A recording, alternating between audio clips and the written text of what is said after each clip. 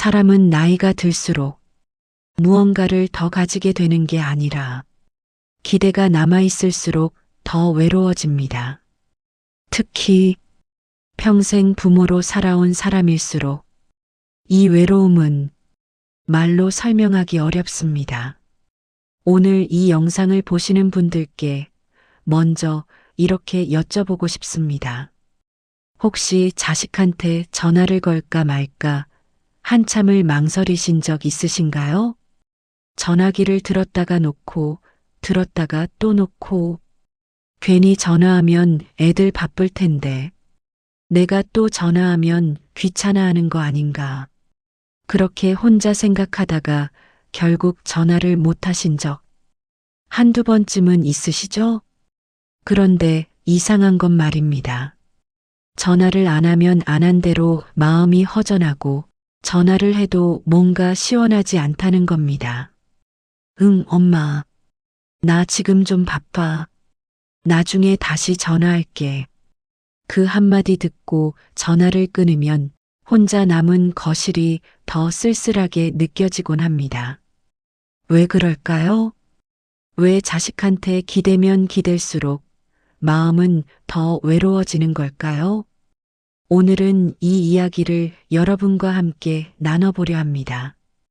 이 이야기는 어쩌면 당신의 이야기일 수 있으니까요. 얼마 전 한 어르신께서 이런 이야기를 해주셨습니다. 68세 여자분이셨습니다. 남편은 5년 전에 돌아가셨고 자식은 셋입니다. 큰아들은 서울에서 회사를 다니고 딸은 부산에서 결혼해서 살고 막내 아들은 제주도에서 사업을 합니다. 이분은 혼자 경기도의 작은 아파트에 사십니다. 그분이 들려주신 이야기를 그대로 옮겨봅니다.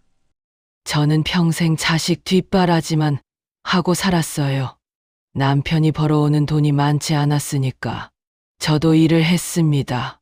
새벽 5시에 일어나 시장 가서 반찬 만들어 팔고 낮에는 식당에서 설거지하고 저녁에는 아파트 계단 청소하고 그렇게 벌어서 애들 학원비 대고 대학 보내고 결혼시켰어요. 그때는 힘든 줄도 몰랐어요. 내가 조금만 더 벌면 애들이 편하겠지. 그 생각뿐이었으니까요. 그런데 막상 애들이 다 크고 나니까 뭔가 허전하더라고요.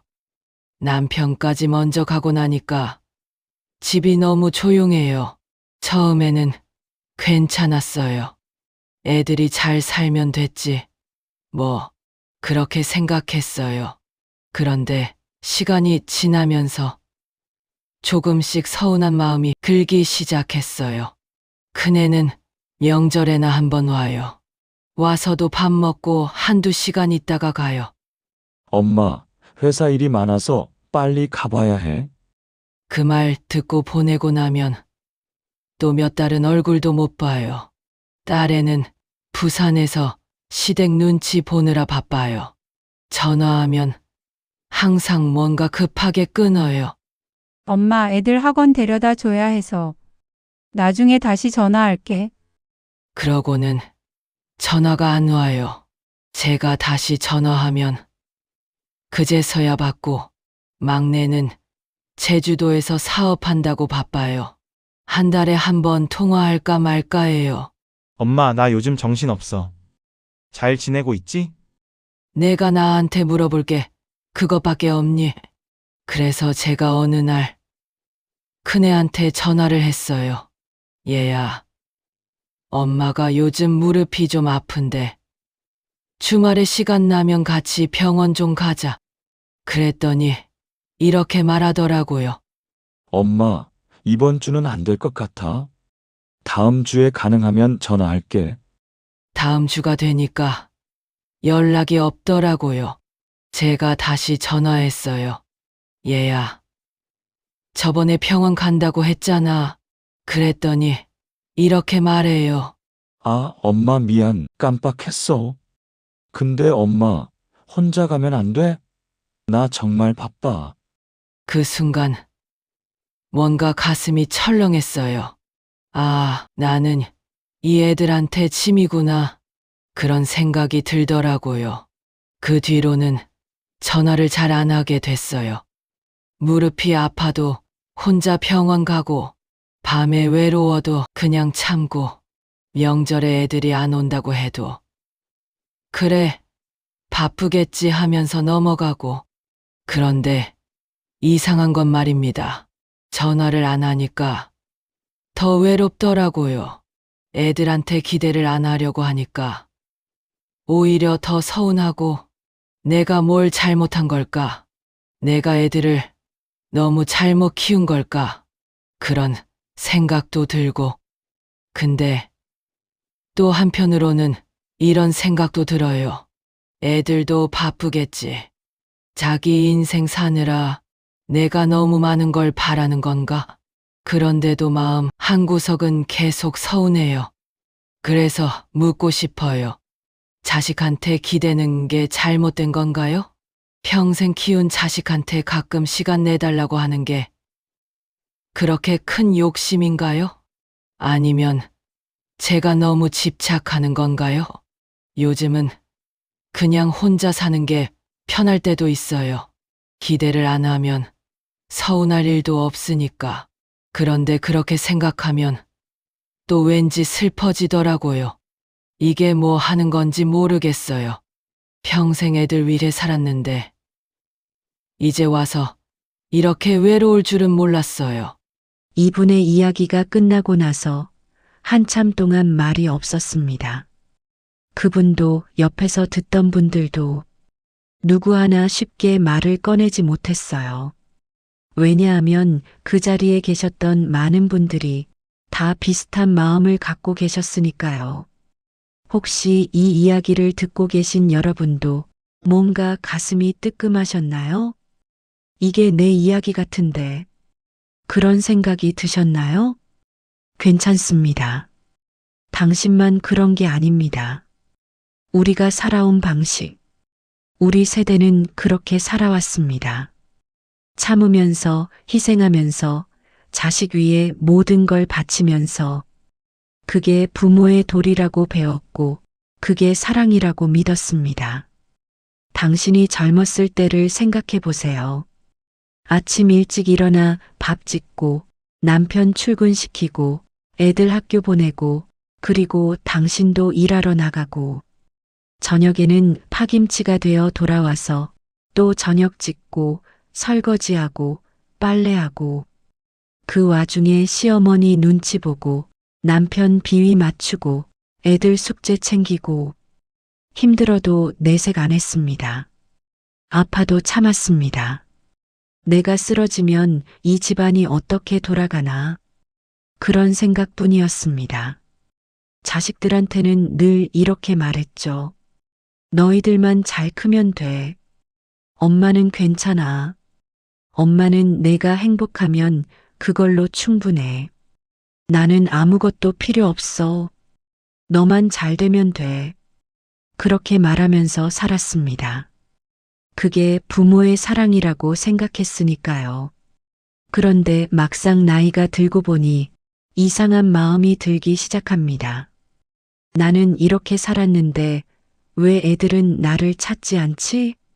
내가 아파도 잘 모르는 것 같고, 명절에도 오기 싫어하는 것 같고, 그럴 때마다 스스로에게 타이릅니다. 아니야, 애들도 바쁘니까. 자기 인생 사느라 힘드니까. 내가 이기적인 거야. 그런데 그렇게 생각해도 마음은 계속 서운합니다. 자꾸 기대하게 됩니다. 이번 주말엔 올까? 생일에는 전화라도 하겠지? 나 아프다고 했는데 찾아오려나? 그런데 기대하면 할수록 실망도 커집니다. 전화가 안 오면 섭섭하고, 와도 일찍 가면 서운하고, 오지 않으면 배신감까지 느껴지고, 이 부분이 많은 분들이 가장 힘들어 하시는 지점입니다. 조금만 더 들어보시면 이 마음이 어디서 오는 건지 알 수 있습니다. 왜 이런 마음이 드는 걸까요? 왜 자식한테 기대하게 되는 걸까요? 그건 바로 우리가 너무 많은 걸 주었기 때문입니다. 평생을 자식 위해 살았으니까 이제는 자식이 나를 위해 살아주길 바라는 겁니다. 내가 그렇게 희생했으니까 이제는 자식이 나를 챙겨주길 바라는 겁니다. 이건 당연한 마음입니다. 잘못된 게 아닙니다. 인간이라면 누구나 느낄 수 있는 감정입니다. 문제는 이 기대가 채워지지 않을 때입니다. 기대가 클수록 실망도 커집니다. 그리고 그 실망이 쌓이면 외로움이 됩니다. 자식한테 기대면 기댈수록 오히려 더 외로워지는 이유가 여기 있습니다. 기대라는 것의 정체. 여기서 잠깐 한 가지 질문을 드리고 싶습니다. 기대라는 게 뭘까요? 우리는 흔히 기대를 희망이라고 생각합니다. 애가 이렇게 해줬으면 좋겠다. 애가 이렇게 자랐으면 좋겠다. 이런 마음을 기대라고 부릅니다. 그런데 불교에서는 이 기대를 다르게 봅니다. 기대는 희망이 아니라 집착이라고 말합니다. 집착이라는 말이 좀 세게 들릴 수 있습니다. 내가 자식한테 집착한다고? 그렇게 느껴질 수 있어요. 그런데 여기서 말하는 집착은 나쁜 의미가 아닙니다. 집착이란 내 생각대로 되길 바라는 마음입니다. 예를 들어볼까요? 당신이 자식한테 이렇게 말했다고 칩시다. 이번 주말에 집에 와. 그런데 자식이 이렇게 말합니다. 엄마, 이번 주는 안 될 것 같아. 약속이 있어. 이때 당신 마음에는 어떤 감정이 드나요? 섭섭한 마음이 들죠. 약속보다 엄마가 덜 중요한가? 그런 생각도 들고, 이게 바로 집착입니다. 내가 원하는 대로 자식이 움직여야 한다는 마음. 내가 부르면 자식이 와야 한다는 생각. 이건 사랑이 아닙니다. 사랑은 상대방이 행복하길 바라는 마음입니다. 집착은 내가 원하는 대로 상대방이 행동하길 바라는 마음입니다. 우리가 자식을 사랑한다고 말하지만 사실은 자식에게 집착하고 있는 경우가 많습니다. 부처님은 이렇게 말씀하셨습니다. 모든 괴로움은 집착에서 온다. 집착을 버리면 괴로움도 사라진다. 자식한테 기대하는 마음, 그것도 일종의 집착입니다. 그래서 기대하면 할수록 괴로워지는 겁니다. 이 말이 처음에는 받아들이기 어려울 수 있습니다. 내가 평생 자식 키웠는데 그게 집착이라고? 내가 자식 보고 싶어 하는 게 잘못된 거라고? 아닙니다. 자식을 보고 싶어 하는 마음은 당연합니다. 자식을 사랑하는 마음도 아름다운 겁니다. 다만 그 마음에 내 뜻대로 되어야 한다는 생각이 붙으면 그때부터 괴로움이 시작된다는 겁니다. 예를 들어 자식이 행복했으면 좋겠다. 이건 사랑입니다. 자식이 내가 원하는 방식으로 행복해야 한다. 이건 집착입니다. 자식이 가끔 찾아와 주면 좋겠다. 이건 소망입니다. 자식이 일주일에 한 번은 반드시 와야 한다. 이건 집착입니다. 차이가 느껴지시나요? 사랑과 집착은 종이 한 장 차이입니다. 그런데 그 한 장 차이가 우리를 괴롭게 만듭니다. 기대는 사랑이 아니라 두려움입니다. 좀 더 깊이 들어가 보겠습니다. 왜 우리는 자식한테 기대하게 될까요? 정말로 자식이 보고 싶어서일까요? 물론 보고 싶은 마음도 있습니다. 하지만 그 밑바닥을 들여다보면 사실은 두려움이 숨어 있습니다. 무엇이 두려운 걸까요? 혼자 남겨지는 게 두렵습니다. 버림받는 게 두렵습니다. 쓸모 없어지는 게 두렵습니다. 평생을 필요한 사람으로 살아왔습니다. 남편한테 필요한 아내, 자식한테 필요한 엄마, 집안에 필요한 며느리. 그런데 이제는 아무도 나를 필요로 하지 않는 것 같습니다. 남편은 세상을 떠났고 자식들은 각자 바쁘고 집안일도 이제는 별로 없고 나는 이제 필요 없는 사람인가? 이런 생각이 들 때가 있습니다. 그래서 자식한테 기대게 됩니다. 자식이라도 나를 필요로 해줬으면, 자식이라도 나를 찾아줬으면, 이게 바로 두려움입니다. 혼자 남겨지는 것에 대한 두려움, 쓸모 없어지는 것에 대한 두려움. 부처님은 이렇게 말씀하셨습니다. 집착은 사랑에서 오는 것이 아니라 두려움에서 온다. 우리가 자식한테 집착하는 이유는 자식을 너무 사랑해서가 아니라 혼자 남겨지는 게 두려워서입니다. 이 말을 들으면 마음이 아플 수 있습니다. 내가 그렇게 비겁한 사람이었나? 내 사랑이 가짜였단 말인가? 아닙니다. 당신의 사랑이 가짜인 게 아닙니다. 다만 사랑 안에 두려움이 섞여 있을 뿐입니다. 그리고 이건 당신만 그런 게 아닙니다. 나이가 들면 누구나 겪는 일입니다. 젊었을 때는 바빴습니다. 아침부터 저녁까지 할 일이 많았습니다. 혼자 있을 시간도 없었죠. 그런데 나이가 들면서 조용해집니다. 할 일도 줄어들고 만날 사람도 줄어들고 하루가 길게 느껴집니다. 그럴 때 문득 이런 생각이 듭니다. 나는 지금 뭘 하고 있는 거지? 이렇게 살다가 죽는 건가? 그 공허함을 채우기 위해 자식을 찾게 됩니다. 자식이 연락하길 바라게 됩니다. 하지만 자식들은 바쁩니다. 자기 인생을 살고 있습니다. 당연한 겁니다. 그런데 우리는 그게 섭섭합니다. 내가 평생 너희 위해 살았는데 이런 마음이 듭니다.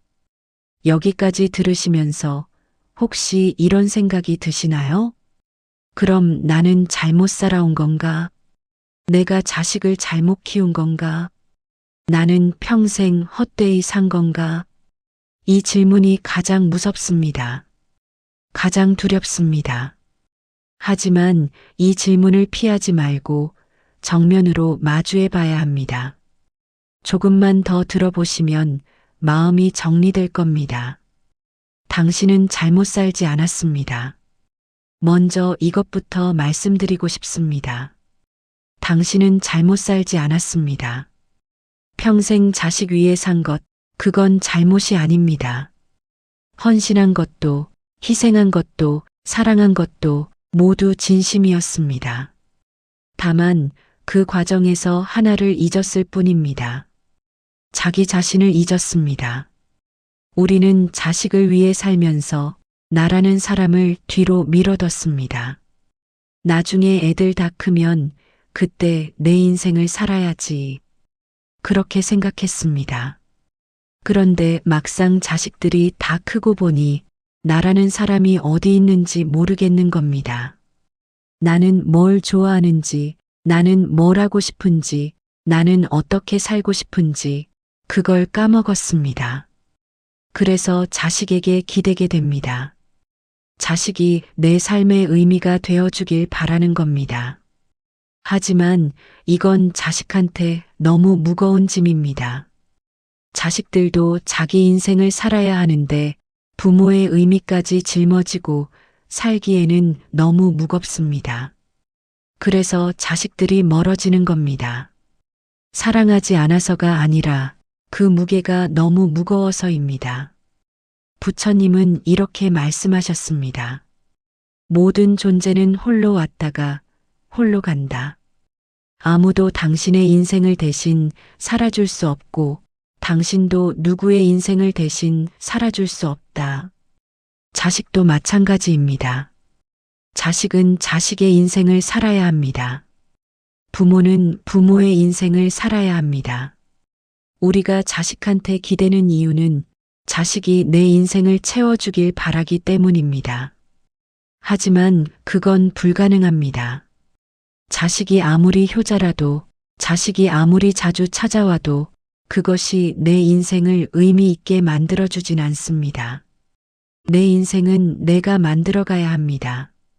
내 행복은 내가 찾아야 합니다. 이 말이 처음에는 잔인하게 들릴 수 있습니다. 그럼 나는 이제 혼자 살아가라는 거야? 자식한테 기대지도 말고? 아닙니다. 자식을 사랑하지 말라는 게 아닙니다. 자식을 만나지 말라는 게 아닙니다. 다만 자식이 내 인생의 전부가 되지 않도록, 자식이 내 행복의 조건이 되지 않도록 그렇게 살아가라는 겁니다. 자식은 자식이고 나는 나입니다. 우리는 서로 사랑하지만 서로의 인생을 대신 살아줄 수는 없습니다. 기대를 내려놓는다는 것. 그럼 어떻게 해야 할까요? 기대를 내려놓으라는 말, 이게 구체적으로 무슨 뜻일까요? 기대를 내려놓는다는 건 자식을 포기하라는 게 아닙니다. 자식을 사랑하지 말라는 게 아닙니다. 기대를 내려놓는다는 건 자식이 이래야 한다는 생각을 내려놓는 겁니다. 예를 들어 볼게요. 당신이 자식한테 전화를 걸었습니다. 자식이 바쁘다고 합니다. 이전에 당신이라면 이렇게 생각했을 겁니다. 나한테 전화할 시간도 없나? 엄마보다 일이 더 중요한가? 서운한 마음이 들었을 겁니다. 하지만 기대를 내려놓으면 이렇게 생각할 수 있습니다. 그래, 바쁘겠지. 나중에 시간 나면 전화하겠지. 그리고 전화를 끊습니다. 서운한 마음 대신 이해하는 마음이 듭니다. 이게 기대를 내려놓는 겁니다. 자식이 나를 사랑하지 않는다고 생각하는 게 아니라 자식도 자기 인생이 있다는 걸 인정하는 겁니다. 또 다른 예를 들어볼게요. 명절에 자식이 오지 않는다고 합니다. 이전에 당신이라면 명절에도 안 온다고? 다른 집은 다 모이는데 우리 집만. 섭섭하고 외롭고 화도 났을 겁니다. 하지만 기대를 내려놓으면 그래, 시댁도 가야 하고 바쁘겠지. 명절이 아니어도 보면 되지. 이렇게 생각할 수 있습니다. 이건 체념이 아닙니다. 포기도 아닙니다. 이해입니다. 자식의 입장을 이해하고 자식의 삶을 존중하는 겁니다. 그러면 신기한 일이 일어납니다. 내가 기대를 내려놓으니까 오히려 마음이 편해집니다. 전에는 자식 전화 올까봐 하루 종일 휴대폰만 들여다봤습니다. 전화가 안 오면 서운하고 와도 짧으면 또 서운했습니다. 하지만 기대를 내려놓으니까 전화가 와도 좋고 안 와도 괜찮습니다. 오면 반갑게 받고 안 오면 내 할 일을 합니다. 그리고 또 하나, 이렇게 마음을 내려놓으면 자식들이 오히려 더 편하게 연락합니다. 왜냐하면 자식들도 부담스러웠거든요. 엄마한테 전화하면 항상 왜 이제 전화했니? 라는 뉘앙스가 느껴졌고 짧게 끊으면 섭섭해하는 게 느껴졌습니다. 그런데 엄마가 변하니까 자식들도 편해집니다. 전화해도 부담 없고 짧게 끊어도 괜찮고 그러다 보니 오히려 더 자주 연락하게 됩니다. 이게 바로 놓아주면 돌아온다는 진리입니다. 부처님이 말씀하신 무소유의 정신입니다. 붙잡으면 도망가지만 놓아주면 돌아옵니다. 그렇다면 나는 뭘 하며 살까? 여기까지 들으시면서 이런 생각이 드실 수 있습니다. 자식한테 기대하지 말라고? 그럼 나는 뭘 하며 살라는 거야? 혼자 남은 이 시간을 어떻게 보내라는 거지? 바로 이 질문이 핵심입니다. 이 질문을 마주해야 합니다. 자식에게 기대는 삶을 멈추면 그 다음엔 무엇이 남을까요? 바로 나입니다. 지금까지 뒤로 미뤄뒀던 나라는 사람이 나타납니다. 이제는 나를 위해 살아야 할 때입니다. 평생 자식 위해, 남편 위해, 집안 위해 살았다면 이제 남은 시간은 나를 위해 사는 겁니다. 그래도 뭘 하며 살아야 할지 모르겠는데 이런 생각이 드신다면 그건 당연합니다. 평생을 누군가를 위해 사는데 익숙했으니까 나를 위해 사는 게 낯선 겁니다. 하지만 조금씩 천천히 시작하면 됩니다. 작은 것부터 시작하면 됩니다. 오늘 뭐 먹고 싶은지 생각해 보세요. 자식 입맛, 남편 입맛 맞추지 말고 내가 진짜 먹고 싶은 걸 먹어보세요. 오늘 뭘 하고 싶은지 생각해 보세요. 누군가를 위해서가 아니라 나 자신을 위해 하고 싶은 걸 해보세요. 산책을 하든, 책을 읽든, 노래를 부르든, 그림을 그리든, 친구를 만나든, 뭐든 좋습니다. 내가 하고 싶은 일을 하는 겁니다. 처음에는 어색할 겁니다. 이렇게 내 맘대로 살아도 되나? 죄책감도 들 수 있습니다. 하지만 괜찮습니다. 당신은 평생 남을 위해 살았습니다. 이제는 당신을 위해 살 자격이 있습니다. 부처님은 이렇게 말씀하셨습니다. 온 세상을 다 뒤져도 자기 자신보다 더 사랑할 만한 사람은 없다. 그러니 자기 자신을 사랑하라. 자기 자신을 사랑한다는 건 이기적으로 사는 게 아닙니다. 자기 자신을 돌보는 겁니다. 자신을 돌보지 않으면 남을 제대로 사랑할 수도 없습니다. 당신이 행복해야 자식들도 편합니다. 당신이 자기 삶을 살아야 자식들도 죄책감 없이 자기 삶을 살 수 있습니다. 이건 이기심이 아닙니다. 오히려 가장 큰 사랑입니다. 그렇다면 구체적으로 무엇부터 시작할까요? 너무 거창하게 생각하지 마세요. 작은 것부터 시작하면 됩니다. 첫째, 하루에 한 번 나를 위한 시간을 가지세요. 30분이면 됩니다. 그 시간만큼은 오직 나를 위한 시간입니다. 자식 생각하지 마세요. 집안일 생각하지 마세요. 그냥 내가 좋아하는 걸 하세요. 차 한 잔 마시면서 창밖을 보는 것도 좋고, 좋아하는 음악을 듣는 것도 좋고, 동네를 천천히 걷는 것도 좋습니다. 둘째, 자식에게 전화할 때 불평하지 마세요. 너 왜 전화 안 했어? 엄마가 얼마나 기다렸는데.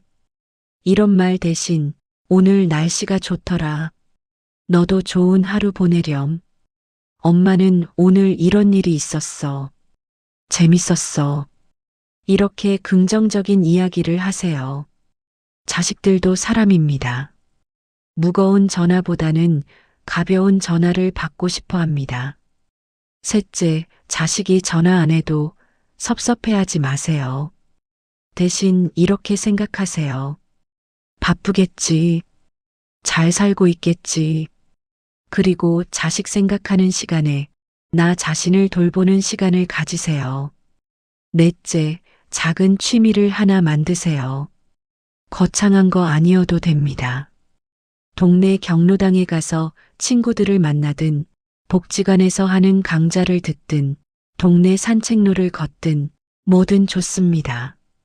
일주일에 한두 번이라도 나만의 활동을 가지세요. 그러면 신기하게도 자식 생각이 덜 납니다. 외로움도 줄어듭니다. 다섯째, 나 자신에게 칭찬하세요. 나 오늘 잘했어. 나 평생 정말 열심히 살았어. 나도 참 대단한 사람이야. 이런 말을 자신에게 해주세요. 우습게 들릴 수 있지만 이게 생각보다 큰 힘이 됩니다. 평생을 남한테 인정받으려고 살았다면 이제는 스스로를 인정해 주세요. 이런 작은 실천들이 쌓이면 조금씩 변화가 옵니다. 자식한테 기대는 마음이 줄어들고 자신을 돌보는 마음이 커집니다. 그러면 이상한 일이 일어납니다. 오히려 자식들이 더 자주 연락합니다. 왜냐하면 엄마가 밝아졌으니까요. 엄마가 행복해 보이니까요. 자식들도 사람입니다. 무겁고 슬픈 부모보다는 밝고 건강한 부모를 보고 싶어 합니다. 그리고 무엇보다 당신 자신이 행복해집니다. 자식이 전화 안 해도 괜찮고, 명절에 안 와도 괜찮고, 혼자 있어도 외롭지 않고, 그렇게 되는 날이 옵니다. 인연이라는 것. 여기서 부처님의 또 다른 가르침을 나누고 싶습니다. 바로 인연에 대한 이야기입니다. 부처님은 이렇게 말씀하셨습니다. 모든 만남은 인연이고 모든 인연은 언젠가 끝난다. 자식과의 인연도 마찬가지입니다.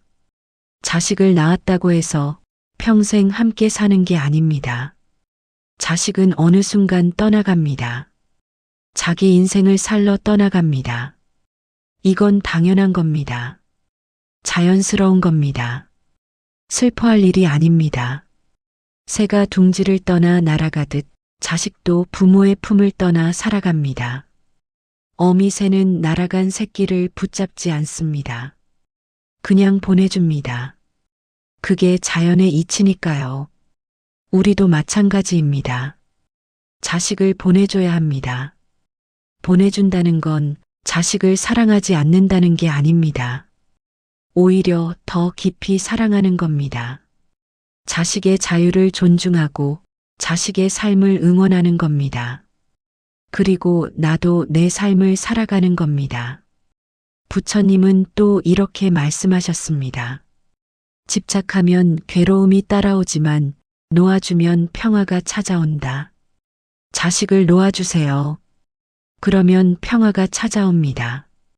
놓아준다고 해서 인연이 끊어지는 게 아닙니다. 오히려 더 건강한 관계가 됩니다. 서로 부담 없이, 서로 편하게 만나고 싶을 때 만나는 관계. 그런 관계가 진짜 아름다운 관계입니다. 외로움과 마주하기. 하지만 솔직히 말씀드리겠습니다. 기대를 내려놓는다고 해서 외로움이 완전히 사라지는 건 아닙니다. 여전히 외로울 때가 있습니다. 혼자 있으면 쓸쓸할 때가 있습니다. 그럴 때는 어떻게 해야 할까요? 외로움을 부정하지 마세요. 나는 외롭지 않아. 이렇게 억지로 생각하지 마세요. 외로우면 외로운 겁니다. 그 감정을 인정하세요. 아, 나 지금 외롭구나. 쓸쓸하네. 이렇게 인정하는 게 첫 번째입니다. 그리고 그 외로움을 자세히 들여다보세요. 왜 외로운 걸까요? 정말로 자식이 그리운 걸까요? 아니면 혼자 남겨진 게 두려운 걸까요?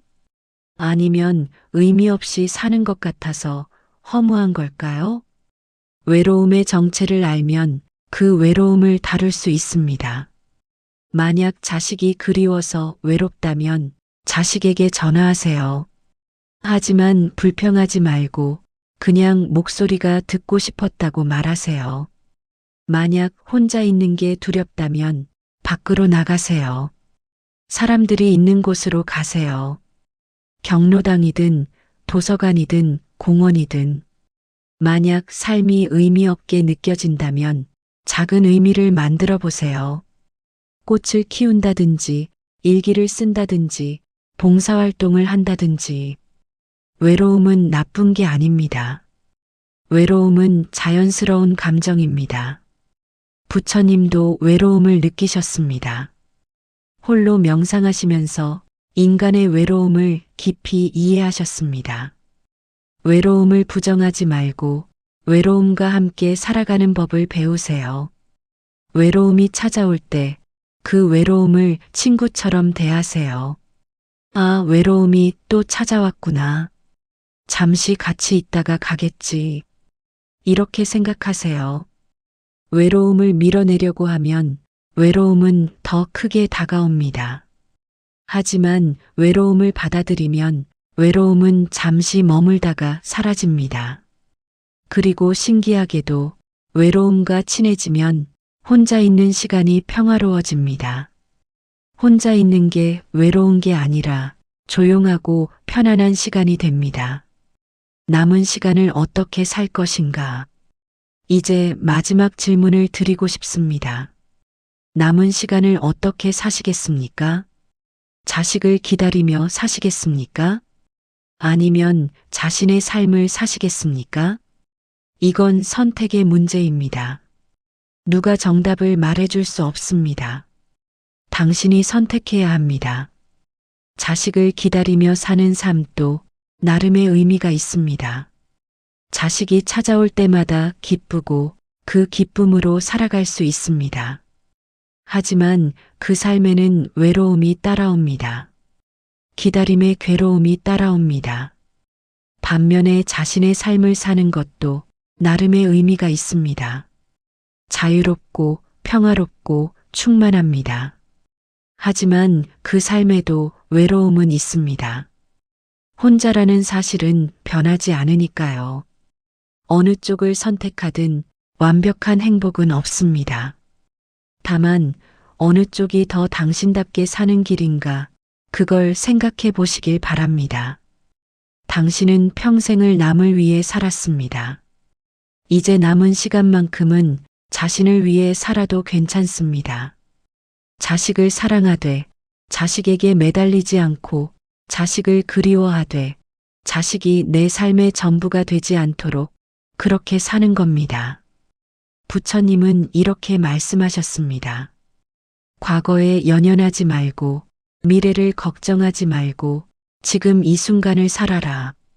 지금 이 순간 당신은 무엇을 하고 싶으신가요? 지금 이 순간 당신은 무엇이 행복한가요? 그것을 하세요. 그것을 찾으세요.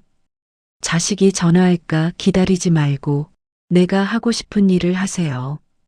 자식이 찾아올까 기다리지 말고 내가 만나고 싶은 사람을 만나세요. 자식이 나를 행복하게 해주길 기다리지 말고 내가 나를 행복하게 만드세요. 그렇게 사는 날들이 쌓이면 어느 순간 깨닫게 될 겁니다. 나는 혼자지만 외롭지 않구나. 나는 늙었지만 불행하지 않구나. 나는 여전히 살아있고 여전히 가치 있구나. 그 깨달음이 찾아오는 날 당신은 진정한 자유를 얻게 될 겁니다. 오늘 이 긴 이야기를 끝까지 들어주셔서 고맙습니다. 혹시 이 이야기를 들으시면서 마음이 불편하셨나요? 괜찮습니다. 불편함은 변화의 시작입니다. 혹시 이 이야기를 들으시면서 눈물이 나셨나요? 괜찮습니다. 눈물은 마음을 씻어주는 빗물입니다. 혹시 이 이야기를 들으시면서 나는 어떻게 살아야 하나 하는 고민이 드셨나요? 괜찮습니다. 그 고민이야말로 가장 소중한 질문입니다. 오늘 이 영상이 답을 드리기보다는 질문을 드리고 싶었습니다. 자식에게 기대면 왜 더 외로워질까?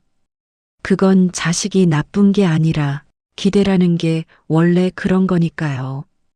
기대는 채워지지 않으면 괴로움이 되고 채워져도 또 다른 기대를 낳습니다.